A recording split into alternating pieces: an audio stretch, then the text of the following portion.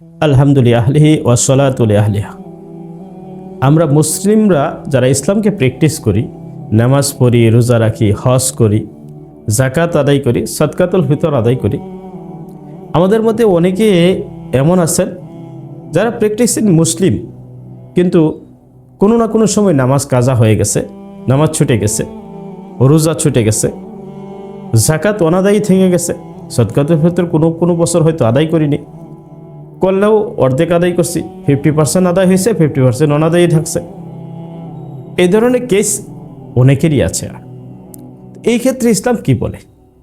প্রথম কথা হলো, ইসলামের এই বিধানগুলা এত শক্তিশালী, এটা দুনিয়াতেই রিকভার করে নিতে হবে, যেটিকে উলামায়ে ইকরাম কাজা শব্দে ব্যাখ্যা করেছেন। নামাজকে কাজা করতে হবে, কাজা আদায় করে নিতে হবে, রোজার কাজা আদায় করে নিতে হবে, অনাদায়ী যাকাত পুনরায় আদায় করতে হবে, সম্ভাব্য হিসাব করে যে আমি কত বছর আমার কি পরিমাণ যাকাত আসার কথা এবং কত বছর অনাদায়ী থেকেছে, প্রত্যেকটা বছর হিসাব করে তার চেয়ে বরং একটু বেশি আদায় করে দেওয়া, সতর্কতা হিসাবে। আমরা যারা নামাজ আদায় করি, অনাদায়ী থেকে গেছে অনেক নামাজ, কেউ আছে 1 মাস নামাজ আদায় করিনি, কেউ 2 মাস নামাজ আদায় করিনি, কেউ 1 বছর, কেউ 2 বছর, কেউ বা তার চেয়েও বেশি। শয়তানের প্ররোচনায় পড়ে জীবনের উল্লেখযোগ্য একটা অংশ বেনামাজি হিসাবে কাটাইছি। এই নামাজগুলোর জন্য প্রায়শ্চিত হবে তো কাজা আদায় করা। এক্ষেত্রে আমাদের কিছু আলে হাদিস ভাইরা এই কথা বলেন, তওবাই যথেষ্ট, নামাজের কাজা আদায়ের কথা আসছে। হাদিসে পাকের মধ্যে আসছে, রাসূল করিম সাল্লাল্লাহু আলাইহি ওয়াসাল্লাম খন্দকের যুদ্ধের দিন সাহাবা ইকরামকে সাথে নিয়ে একসাথে কাজা নামাজের জামাত আদায় করছেন।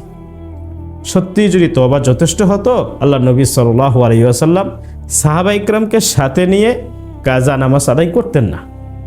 তাহলে বোঝা গেল, নামাজ যদি ছুটে যায়, ওয়াক্ত মতো আমি আদায় করতে না পারি, যখনই মনে হবে তখনই আমার কাজা আদায় করে নেব। একা একে যদি কাজা হয়, একা একে আদায় করব, জামাতের সাথে যদি কাজা হয়, জামাতের সাথে কাজা আদায় করে নেব, এটাই সুন্নাহ। তো এই ক্ষেত্রে নিয়তটা কি হবে, কিভাবে কাজা আদায় করব এবং কয় রাকাত কাজা আদায় করতে হবে? ইসলামের বিধান হলো 5 ওয়াক্ত নামাজ, শুধু ফরজ যে রাকাতগুলো আছে সেগুলো কাজা করবে, সুন্নাহ নাফিলা এগুলার কাজা আদায় করতে হবে না। ফজরের 2 রাকাত ফরজ, এটি কাজা আদায় করতে হবে। জোহরের 4 রাকাত ফরজ, আসরের 4 রাকাত ফরজ, মাগরিবের 3 রাকাত, এশার 4 রাকাত, এইগুলো কাজা আদায় করতে হবে। এবং দৈনিক 5 ওয়াক্ত ফরজের পাশাপাশি বিতিরের 3 রাকাত, এটিও কাজা আদায় করতে হবে, কারণ বিতির ওয়াজিব, এটাও আল্লাহ পাকের কাছে জবাবদিহি করতে হবে। এজন্য যারা আমরা নামাজের দৈনিক হিসাব করে নামাজ কাজা আদায় করি, 6 ওয়াক্ত হিসাব করতে হবে, শুধু এশা পর্যন্ত না, এশার সাথে বিতির যোগ হবে, এড হবে। এক্ষেত্রে নিয়তটা কিভাবে করব, এটা অনেকেই আমরা কনফিউশনের মধ্যে থাকি।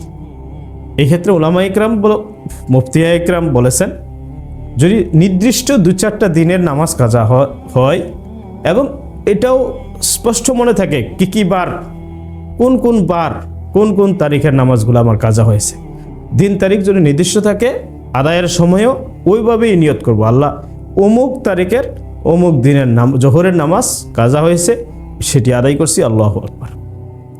কিন্তু অনেক বেশি যদি নামাজ কাজা হয়ে থাকে, সাধারণত এটা মনে থাকার কথা না দিন তারিখ, এবং মানুষের মনে থাকেও না। সেই হিসাবে তাদের জন্য নিয়ত হলো, যখনই সে কাজা আদায় করবে তখন এই নিয়তটা করবে, আল্লাহ আমি আমার জীবনে যত জোহরের নামাজ কাজা হয়েছে, প্রথম জোহরের নামাজটা আদায় করছি, আল্লাহু আকবার। নেক্সট টাইমে আবার যখন জোহর কাজা করবেন, আবার একই নিয়ত, আমার জীবনে যত জোহরের নামাজ কাজা হয়েছে, প্রথম জোহরের নামাজ আদায় করছি, আল্লাহু আকবার। বিষয়টা অনেকটা এরকম, 5টি আঙ্গুল, এটি যদি প্রথম ধরুন, তো এটি প্রথম যখন শেষ হয়ে যাবে, এটা প্রথম হিসাবে ধর্তব্য হবে। তো কাজা নামাজ যদি জোহরের নামাজ আপনার যদি 1000 ওয়াক্তও হয়ে থাকে, প্রথম জোহরের ওয়াক্ত যখন শেষ করলেন আদায় করে, তো এটা বাদ গেলে এরপরেরটা প্রথম সিরিয়ালে আসবে। তো এইভাবে প্রতি ওয়াক্তের ক্ষেত্রেই আমার জীবনের যত ফজরের নামাজ কাজা হয়েছে, প্রথম ফজরের নামাজটা আদায় করছি, আল্লাহু আকবার। যত এশার নামাজ কাজা হয়েছে প্রথম এশার নামাজ আদায় করছি, আল্লাহু আকবার। এইভাবে নিয়ত করতে হবে এবং কন্টিনিউলি এইভাবে আমরা যদি আদায় করি একটা সময়ে যায় শেষ হবে। সেই সাথে আল্লাহ পাকের কাছে কায়মানুবাকে তওবা করতে হবে, আল্লাহ টাইমলি যেভাবে নামাজ আদায় করা দরকার ছিল টাইম মতো সেটা আমি পড়িনি, আমার দুর্বলতার কারণে, শয়তানের প্ররোচনার কারণে এটা দেরি হয়ে গেছে। আল্লাহ তুমি আমার নামাজটাকে কবুল করে নাও।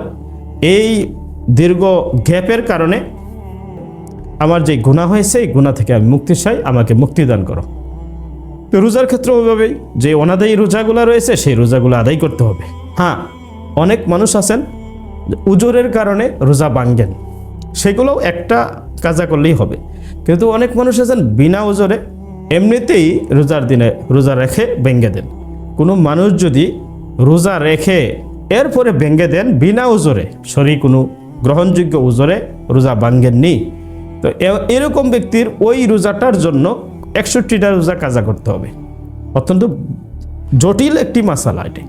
এই ক্ষেত্রে অনেকেই উদাসীন, আমার ভাই, আপনার ভাই, আমার ভাতিজা দিব্যি রোজা 10টা 11টা 12টার দিকে খেয়ে ফেলছে। জিজ্ঞাসা করলে সে বলে যে আমার একটু ক্ষুধা লাগছে, সামান্য ক্ষুধা যে কেউ লাগতে পারে। এটা এমন একটা গ্রহণযোগ্য গ্র্যান্টেড উজর না যেটির দ্বারা রোজা ভাঙ্গা যায়। তো এই ধরনের সামান্য কারণেই যারা আমরা রোজা ভেঙ্গে দিলাম এবং রোজা রেখে যদি কেউ ভেঙ্গে দেয় 61টা রোজা কাজা করতে হবে, একটার বদলে 60টি হলো কাফারা, একটি হলো কাজা। আর যারা একেবারেই রোজা রাখে নাই সে 30টা রোজার বদলে 30টা কাজা করলেই হবে। এইভাবে আমাদের চেষ্টা করতে হবে আমাদের জিন্দেগির এই শক্তিশালী আমলগুলোকে রিকভার করে নিতে হবে মৃত্যুর কোলে ঢলে পড়ার আগেই, নতুবা কাল হাসরের ময়দানে আল্লাহ পাকের জবাবদিহির কাঠগড়ায় দাঁড়াইতে হবে, যেই দিনের অবস্থা হবে ভয়াবহ, বিভীষিকাময়।